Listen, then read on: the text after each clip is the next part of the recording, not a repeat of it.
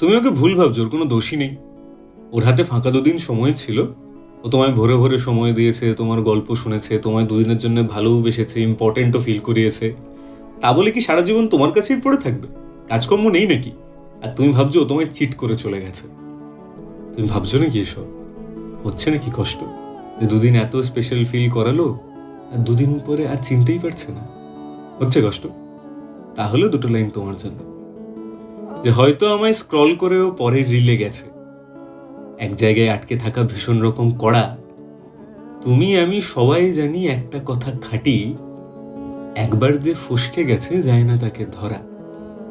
হাতে দুদিন সময় ছিল কিংবা ছিল একা, তোমার বইয়ের গল্প পড়ে হাসতো তখন ভারী।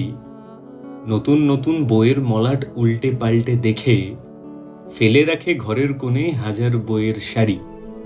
নতুন মলাটের বই মানুষ দুদিন উল্টে